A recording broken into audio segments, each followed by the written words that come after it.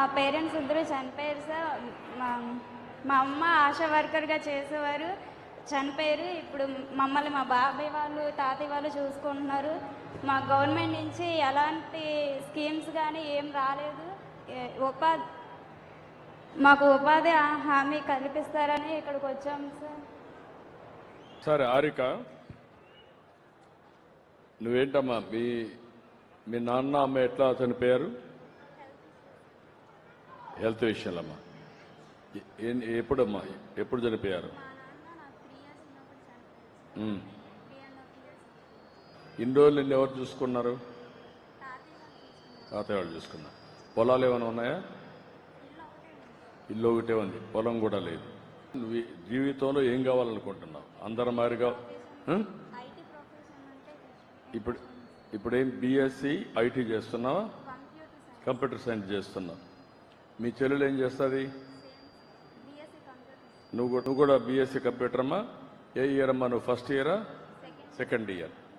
ఎలాంటి ఆస్తి కూడా లేకుండా ఇద్దరు పిల్లలు చదువుకునే పరిస్థితికి వచ్చారు.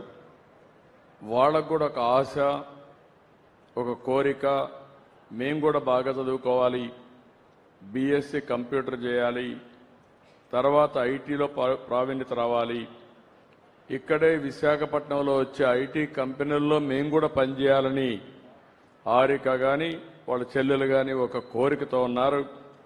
అందుకే నేను P4 తీసుకొచ్చా. ఇలాంటి వాళ్ళు రాష్ట్రం అంతా కూడా చాలా మంది ఉన్నారు. అందుకే ఇప్పుడు ఎవరైతే మెంటర్గా ఉండే సాయిరాజు గారు వాళ్ళిద్దరినీ బాగా చదివించే బాధ్యత, వారికి ఉద్యోగం వచ్చే వరకు అండగా ఉండే బాధ్యత తీసుకున్నారు. వాళ్ళని మనస్ఫూర్తిగా అభినందిస్తున్నా. ధన్యవాదాలు. ఎవరో తెలిసిన వ్యక్తి బాగా చదువుకోమని, అదే మరిగా ఈరోజు కళా వెంకటరావుతోనో ఇలాంటి పరిచయాలు ఉంటాయి, ఆ పరిచయం పెట్టుకొని అదే మరి మా కలెక్టర్ కూడా పనిచేస్తాడు, ఉద్యోగం ఇప్పించగలిగితే ఈ పిల్లల జీవితాలు బాగుపడమే కాకుండా ఇంకొక 10 మందికి సహాయం చేసే శక్తి, సామర్థ్యం ఈ పిల్లలకు రావాలనేది నా ప్రగాఢ ఆకాంక్ష. ఆయన సహాయం చేసి జీవితంలో స్థిరపడిన కొద్దిగా వెసులుబాటు ఉండాలని ఒక్కొక్కరికి 3 లక్షల రూపాయలు ఫిక్స్డ్ డిపాజిట్ వేసి